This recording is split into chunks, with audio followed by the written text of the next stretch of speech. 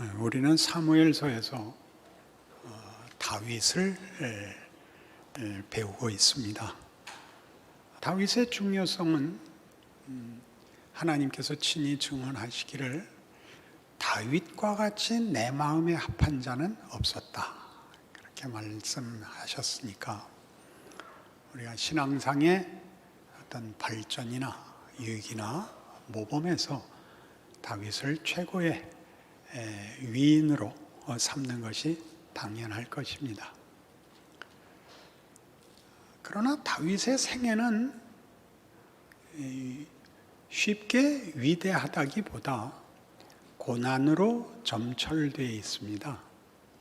그러니까 다윗을 생각하면 늘 시편에 그의 기도문이 남아있듯이 고난과 눈물과 아픔, 비명으로 가득 차 있고, 실제로 그의 생애는 그렇게 형통하거나 쉽지 않습니다. 다윗이 뭐가 위대하다는 것이냐 하는 문제를 성경이 말하고 싶은 대로 따라 들어가는 것이 우리의 지금 목표입니다. 다윗을 이해하려면 동시대 초대 왕이었던 사울 왕과의 갈등을 빼놓고 얘기할 수가 없죠. 그래서 사울 왕은 왜 사울이 됐고 다윗 왕은 왜 다윗이 됐는지, 우리 모두가 사울이 될까 봐 겁이 나고 다윗이 되고 싶은데 되지 않는 그 문제를 성경이 어떻게 풀며 무엇을 담고 있는지, 이게 우리의 초미의 관심사입니다. 중요한 것은 이 26장에 다윗이 사울을 죽일 기회를 죽이지 않고 살려보낸 것이 24장에 나왔던 엔게디 광야에서의 사건과 매우 경우가 흡사합니다. 그때는 굴속이었고 여기는 평지에서 사울 왕과 그의 군사들이 다 깊은 잠에 빠졌고, 다윗은 자기 군장과 함께 가서 그를 넉넉히 죽일 기회가 있었으나 여호와의 기름 부음 받은 자를 내가 죽일 수 없다. 그래서 물병과 창만 가지고 나와서 오늘 우리가 읽은 본문과 같이 사울에게, 사울 왕의 이 다윗을 향한 폭력 행위가 부당하다. 나는 잘못한 것이 없다. 내가 죽일 기회가 있었으나 죽이지 않았다. 사울 왕은 그것을 수긍하고 내가 잘못했다. 결국 네가 이길 것이다 하고 돌아가는 장면입니다. 이 장면에서 보는 다윗은 어떻게 용서했을까? 사울은 왜 이런 못난 자리를 그의 인생에 걸쳐서 죽을 때까지 고집하는가 하는 것이 우선 우리 이해되어야 합니다. 다윗같이 되고 사울같이 되지 말자.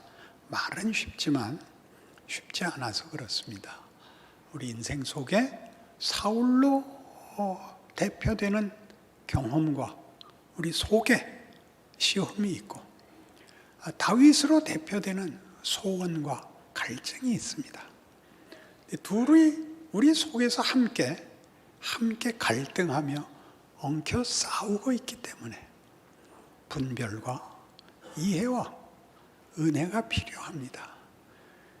단순한 결론을 도출하는 고함이 아니라 하나님이 다윗을 만드는 역사적 현실, 다윗의 생애, 사울로 대표되는 사울이 담고 있는 메시지의 역사적 컨텍스트를 추적해야죠.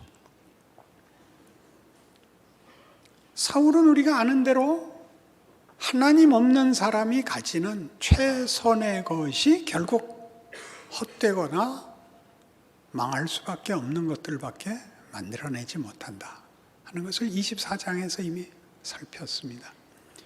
사울의 22장의 폭력 행위에서 이미 들춰내기 시작했죠. 다윗은 하나님이 은혜를 베푸시고 하나님이 만들어내시는 것은 사람이 만들어내는 것과 어떻게 다른가? 어떻게 굉장한 것인가의 대표자입니다. 그러나 그것을 우리가 쉽게 은혜를 구하고 은혜 속에 있고 다윗이 되고 이렇게 풀지 않고 이런 경우, 정황, 사건 속에서 풀고 있습니다. 그러니 따라가 봐야죠. 마태복음 13장에 옵니다. 이 문제를 이해하는 데 좋은 예수님의 직접적인 가르침이 있습니다. 마태복음 13장 1절. 그날 예수께서 집에서 나가사 바닷가에 앉으시매 큰 무리가 그에게로 모여들거늘 예수께서 배에 올라가 앉으시고 온 무리는 해변에 서 있더니 예수께서 비유로 여러 가지를 그들에게 말씀하여 이르시되 씨를 뿌리는 자가 뿌리러 나가서 뿌릴새 더러는 길가에 떨어짐에 새들이 와서 먹어버렸고 더러는 흙이 얕은 돌밭에 떨어짐에 흙이 깊지 아니하므로 곧 싹이 나오나 해가 돋은 후에 타서 뿌리가 없으므로 말랐고 더러는 가시떨기 위에 떨어짐에 가시가 자라서 기운을 막았고 더러는 좋은 땅에 떨어짐에 어떤 것은 100배 어떤 것은 60배 어떤 것은 30배 결실을 하였느니라. 귀 있는 자는 들으라 하시니라. 제자들이 예수께 나와 이르시되 어찌하여 그들에게 비유로 말씀하시나이까? 대답하여 이르시되 천국의 비밀을 아는 것이 너희에게는 허락되었으나 그들에게는 아니 되었나니 무릇 있는 자는 받아 넉넉하게 되되 없는 자는 그 있는 것도 빼앗기리라. 그러므로 내가 그들에게 비유로 말하는 것은 그들이 보아도 보지 못하며 들어도 듣지 못하며 깨닫지 못함이니라. 이사야의 예언이 그들에게 이루어졌으니 일러스되 너희가 듣기는 들어도 깨닫지 못할 것이요 보기는 보아도 알지 못하리라. 이 백성들의 마음이 완악하여져서 그 귀는 듣기에 둔하고 눈은 감았으니 이는 눈으로 보고 귀로 듣고 마음으로 깨달아 돌이켜 내게 고침을 받을까 두려워함이라 하였느니라. 그러나 너희 눈은 봄으로 너희 귀는 들음으로 복이 있도다. 내가 진실로 너희에게 이르노니 많은 선지자와 의인이 너희가 보는 것들을 보고자 하여도 보지 못하였고 너희가 듣는 것들을 듣고자 하여도 듣지 못하였느니라. 이 비유는 어려울 게 없습니다. 이 비유는 어려운 비유랍니다. 제자들이 왜 비유로 말씀하십니까? 못 알아듣겠습니다. 다른 복음서에서 이 장면에 제자들의 반응이 이 비유는 어렵도다 이렇게 나옵니다. 어려울 게 없죠. 우리가 보면 너무 쉽죠. 그래서 어렵다는 겁니다. 길가에 뿌렸으니 새가 주워 먹었고 돌짝밭에 떨어졌으니 뿌리를 못 내렸고 가시떨기에 떨어졌으니 가시떨기에 지고 옥토에 떨어졌으니 결실하는 거 누가 모르겠습니까? 하나님 나라에 대한 설명입니다. 심는 대로 거둔다. 좋은 옥토가 되자 쉽지요. 예수님께서 왜 비유로 말씀하시는지를 이사야의 예언으로 설명을 합니다. 이사야 6장에 나오는 이사야의 소명, 하나님 앞에 선지자로 부름을 받는 장면에서 그가 하늘의 영광을 봅니다. 하늘 보좌, 하나님이 앉으신 영광과 둘러선 천사들의 창화 소리를 듣습니다. 거룩하다, 거룩하다, 거룩하다. 하나님이 음성을 발하시기를 탄식하시며 누가 우리를 위하여 갈고? 이사야가 대답합니다. 저를 보내주소서. 제가 여기 있습니다. 가라. 그러나 저희가 들어도 깨닫지 못할 것이요 보아도 알지 못하리라. 그 사명을 가지고 오죠. 역사적 배경이 어느 때냐 하면 기원전 7세기에 600년대에 북왕국은 이미 망했고 남왕국 유다는 멸망을 향하여 달려가고 있습니다. 하나님 순종하지 않고 우상 섬기고 하나님께서 계속 경고하시죠. 꾸짖으시죠. 회개하라고. 그러나 말을 듣지 않습니다. 기원전 586년에 망합니다.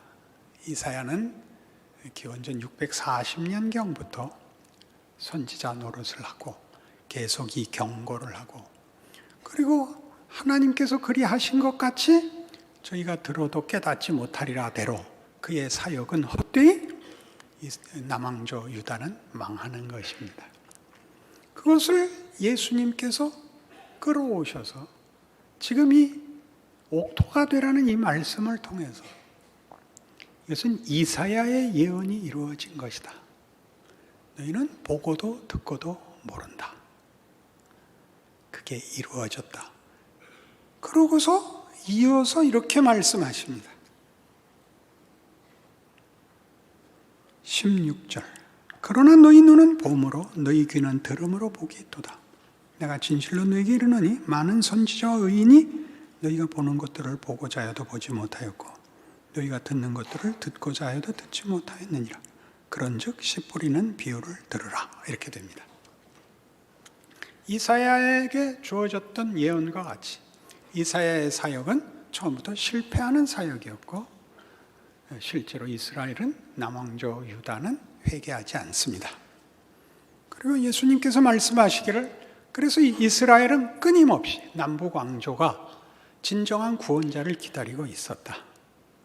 너희가 복된 것은 제자들에게 말씀하시기를 너희는 나를 보므로 모든 선지자들이 보고 싶어 했던 이 메시아를 보므로 너희는 복되다. 내가 왔으니까 해놓고 그런즉 씨 뿌리는 비유를 들으라. 그리고 같은 얘기를 반복합니다. 그래도 읽어야 됩니다. 아무나 천국 말씀을 듣고 깨닫지 못할 때는 악한 자가 와서 그 마음에 뿌려진 것을 빼앗나니 이는 곧 길가에 부러진 것이요 돌밭에 부러졌다는 것은 말씀을 듣고 즉시 기쁨으로 받되 그 속에 뿌리가 없어 잠시 견디다가 말씀으로 말미암아 환난이나 박해가 일어날 때는 곧 넘어지는 자요 가시떨기에 뿌려졌다는 것은 말씀을 들으나 세상의 염려와 재물의 유혹에 말씀이 막혀 결실하지 못하는 자요 좋은 땅에 뿌려졌다는 것은 말씀을 듣고 깨닫는 자니 결실하여 어떤 것은 100배, 어떤 것은 60배, 어떤 것은 30배가 되느니라 하시더라. 깨닫지 못한, 깨달을 수 없는 경우의 비유와 내가 왔으므로, 진정한 메시아가 왔으므로 너희 선조들과 선지자들이 기다리던 내가 왔다. 그런즉 너희는 들으라. 그리고 똑같은 얘기를 하십니다. 그렇죠? 도대체 뭐가 달라졌는지 알 수 없습니다. 앞에 것과 뒤에 것의 차이가 뭐죠?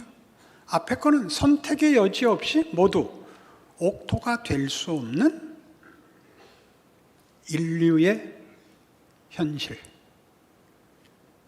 메시아가 와도 알아볼 수 없는 현실. 회개하지 않는 상황을 비유했다면 예수가 오셔서는 바꿔놓았다는 거죠. 예수가 오셔서 바꿔놓았는데 자기네 처지를 바꿀 수도 이해하지도 못하던 이 똑같은 길가이며 돌짝밭이며 가시떨기에 있는 이 상황을 다시 갖다 쓰는 이유는 너희는 이제 말하자면 기회가 생겼고 새로운 인생을 살고 새로운 운명을 부여받았는데 그것을 그때는 이해하지 못하는 상태에 있는 것이었고 이제는 이해하고 선택해야 되는 정황이 됐다. 이렇게 말씀하는 자리입니다. 예전에는 알아들을 수 없고 선택의 여지가 없는 자리였고 희망이 없는 자리였고 이제는 구원을 받았는데 다시 우리에게 너 돌짝밭 할래? 가시떨기 할래? 옥토 할래? 하고 다시 제시하고 있다 그럽니다. 그럼 메시아는 오셔서 뭘 한 건가? 메시아가 오셔서 구원을 했기 때문에 다 옥토가 되는 갈등이 없는 선택의 필요가 없는 만사형통과 모든 것의 승리와 안심과 평화가 주어진 것이 아니라 새삼스럽게 다른 갈등, 선택이라는 갈등이 주어졌고 그게 복이라고 얘기하고 그게 은혜가 하는 일이라고 얘기를 합니다. 로마서 7장으로 가시죠. 로마서 7장 18절. 내 속 곧 내 육신에 선한 것이 거하지 아니하는 줄 아노니 원함은 내게 있으나 선을 행하는 것은 없노라. 내가 원하는 바 선은 행하지 아니하고 도리어 원하지 아니하는 바 악을 행하는도다. 만일 내가 원하지 아니하는 그것을 하면 이를 행하는 자가 내가 아니요 내 속에 거하는 죄니라. 그러므로 내가 한 법을 깨달았노니 곧 선을 행하기 원하는 나에게 악이 함께 있는 것이로다. 내 속 사람으로는 하나님의 법을 즐거워하되 내 지체 속에서 한 다른 법이 내 마음의 법과 싸워 내 지체 속에 있는 죄의 법으로 나를 사로잡는 것을 보는도다. 오호라 나는 곤고한 사람이로다. 이 사망의 몸에서 누가 나를 건져내랴. 이게 도대체 무슨 비명일까요? 왜? 내 육신에는 선한 것이 거하지 않아서 아무리 소원을 해도 아무리 옳은 것을 알아도 그것을 만들지 못할까요? 이 사람은 예수 안 믿는 사람일까요? 예수를 믿었는데도 이 갈등이 있는 것일까요? 이건 당연히 바울의 고백입니다. 믿는 자의 고백입니다. 이건 도대체 뭔가?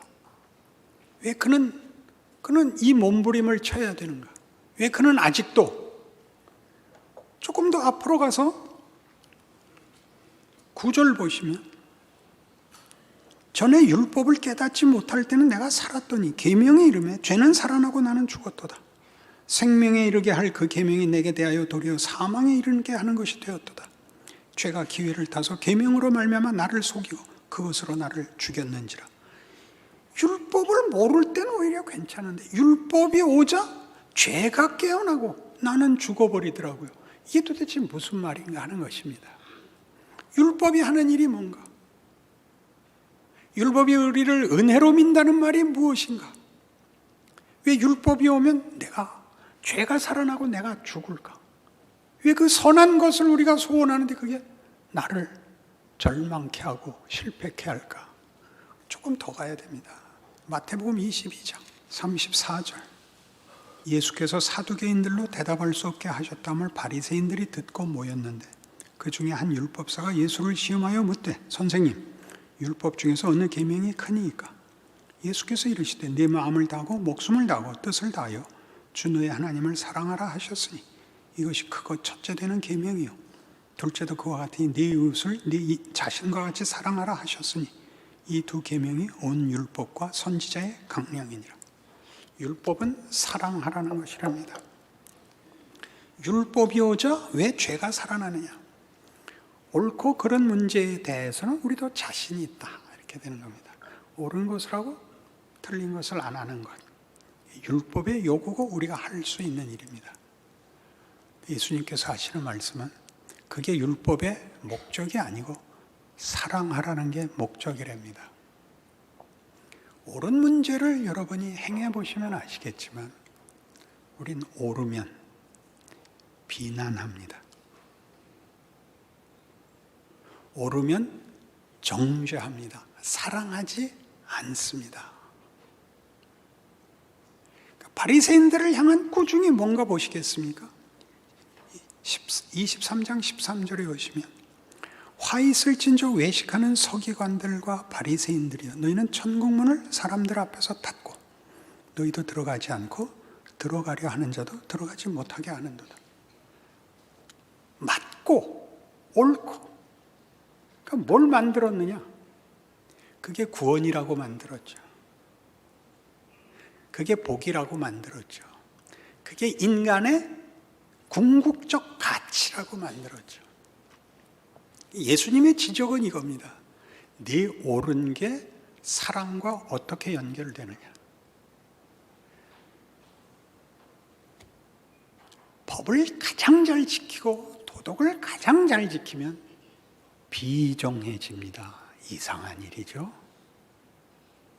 무정해집니다.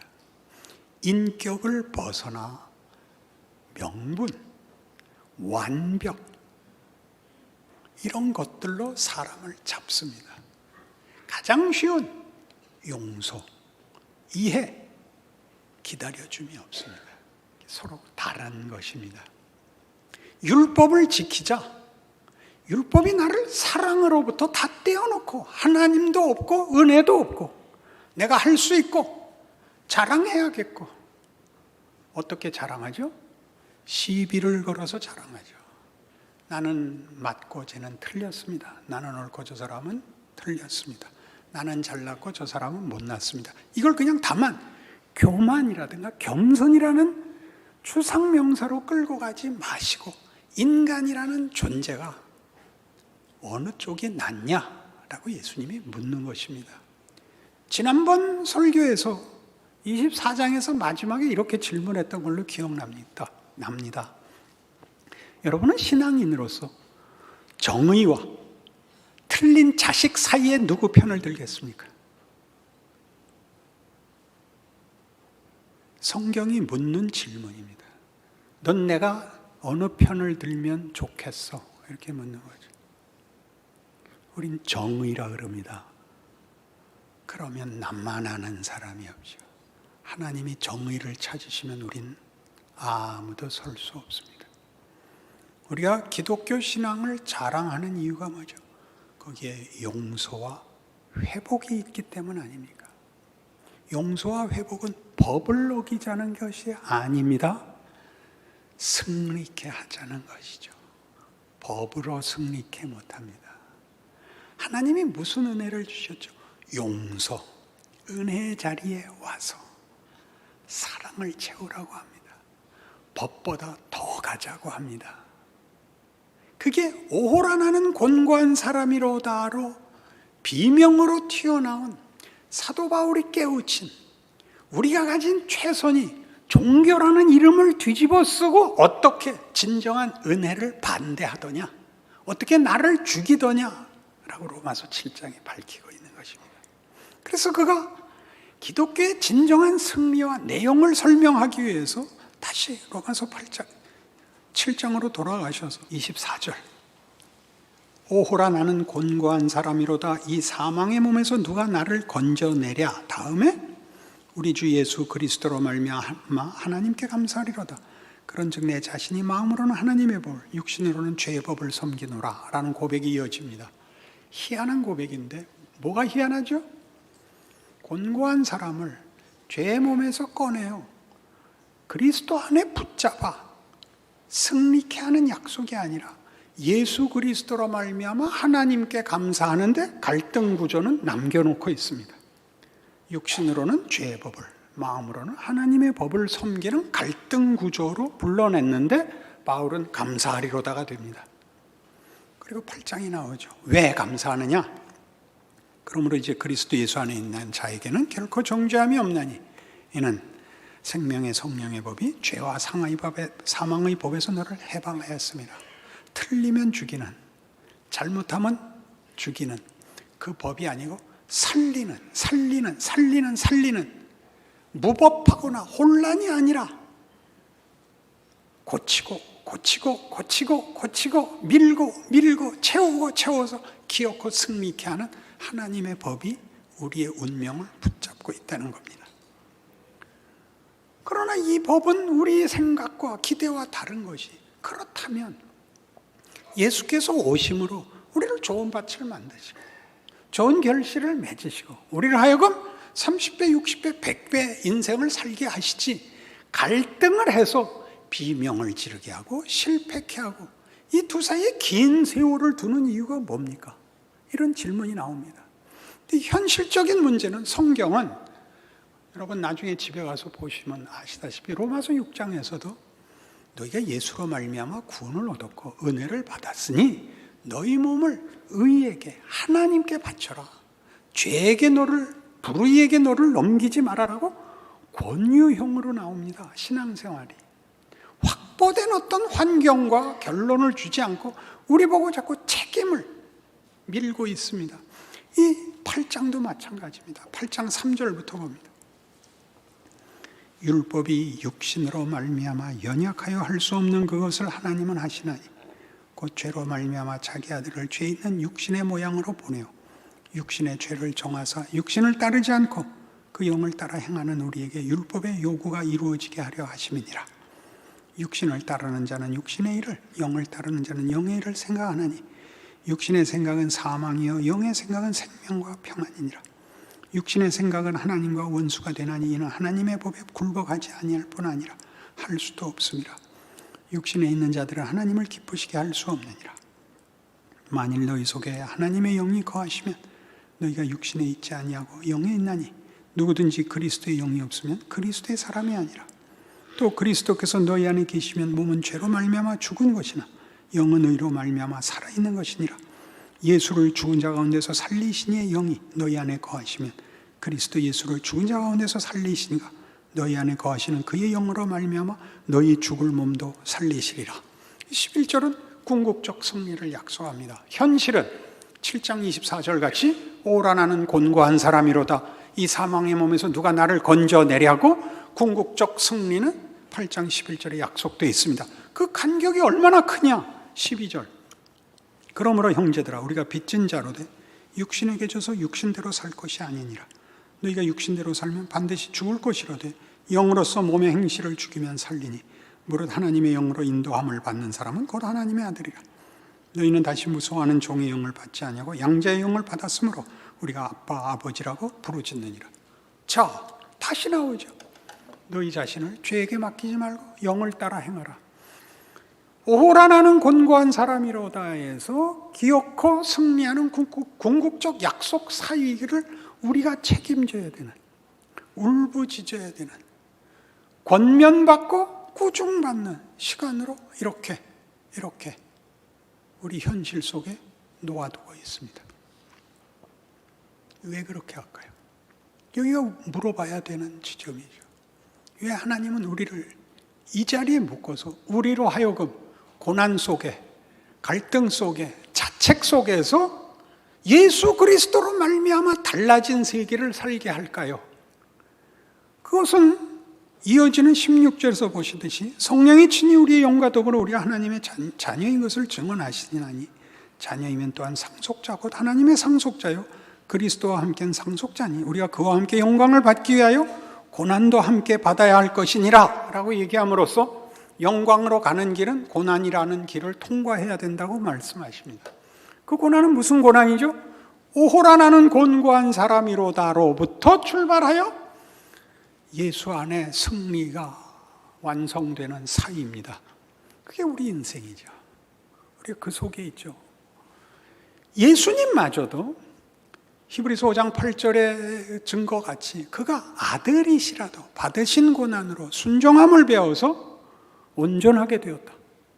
고난이 일을 한다는 겁니다. 어떤 고난? 이 고난, 이 갈등, 사울과 다윗의 갈등. 다윗은 하나님의 사람이고 사울은 세상 사람인데 그가 권력을 쥐고 다윗을 죽여서 다윗이 도망 다닐 수밖에 없는 고난. 그것은 다만 외형으로 보는 핍박자요 억울한 피난자로서만이 아니라 나중에 이제 거듭 나오겠습니다만 다윗이 자책하는 고난입니다. 주여 어느 때까지니까? 주여 내가 뭘 잘못해서 이런 일을 당하게 하십니까? 내가 어떻게 해야 좋습니까? 이 아우성 나는 영원히 아닌 겁니까? 어떻게 하면 하나님 마음에 드시겠습니까? 욥기에 유명한 욥의 탄식이 있죠. 하나님 지까진 게 뭐라고 제까진 게 뭐라고 이렇게 열심을 내십니까? 죽게 내버려 두십시오. 이 과정이 이 현실이 뭐냐? 그 다음에 이 현실에 관한 얘기가 나옵니다. 생각하건대 현재의 고난은 장차 우리에게 나타날 영광과 비교할 수 없도다. 피조물이 고대하는 바는 하나님의 아들들이 나타나는 것이니 피조물이 허무한 데 굴복하는 것은 자기 뜻이 아니요 오직 굴복하게 하시는 이로 말미암음이라. 그 바라는 것은 피조물도 썩어짐의 종로로 탄 데서 해방되어 하나님의 자녀들의 영광의 자유에 이르는 것이니라. 영광으로 가는 자유. 사랑이 아까 우리의 율법의 수준을 깨듯이 자기의 비정한 옳음을 넘어 용서하며 끌어안으며 감사하며 자랑하는 자리로 우리를 인도하는 것으로 성경이 기독교에서 말하는 구원이 뭐냐? 하나님의 백성의 정체성과 본질적 내용을 뭐로 만들겠다는 거냐 할 때 사랑이 오기 때문에 율법으로서는 그것을 감당할 수 없다는 거예요. 우리의 치성 갖고 우리의 최선으로 만들 수 없다는 것을 우리에게 확인시킵니다. 이 싸움을 왜 고난에서 해야 되죠? 자유를 가져야 되기 때문입니다. 자유를 가져야만 사랑이 성립되고 믿음이 성립됩니다. 자발성에 의한 것이 아닌 이해관계나 강제력이나 기계적 차원에서는 사랑과 믿음이라는 것은 성립하지 않습니다. 하나님이 우리에게 자유를 요구하십니다. 우리 보고 죄 지을 기회를 준다, 그런 뜻입니다. 어떤 죄 지을 기회요? 막 가는 죄 지을 기회가 아니라 하나님 없이 최선을 만들 수 있고 하나님 없이 내가 좋아하는 것으로 타협하려는 것입니다. 하나님이 그걸 깹니다. 너는 그 정도가 아니다. 네가 옳은 정도가 아니다. 네가 쓸모있는 정도가 아니다. 너와 나와 사랑을 나누자. 너와 나와 기뻐하며 반가우며 감사하며 서로 목을 매자. 그게 십자가입니다. 그러게 왜 고난을 받죠? 우리가 사울이 되고 싶죠. 권력을 갖고 내 마음대로 잘하고 싶죠. 내 마음대로 잘하고 싶죠. 그 잘하는 것은 내가 만든 어떤 가치들입니다. 도덕이고 윤리고 능력이고 명분일 겁니다. 그거 다 뭘 만족 못 시킨다고요? 사랑을 못 만들더라고요. 사람은 사랑할 실력이 있어야 되는데 그 실력을 어디서 만든다고요? 살아보게 함으로써 우리로 다른 모든 경우에서 사랑을 만들 수 없다는 것을, 하나님께로부터밖에 이거 오지 않는다는 것을 알게 되는 자리로 우리를 기다리시고 반복적으로 기회를 주시고 우리를 도전하십니다. 그것이 인생입니다. 그것이 역사입니다. 인류 역사 내내 하는 겁니다. 하나님이 일하고 계십니다. 우리에게 선택을 하랍니다.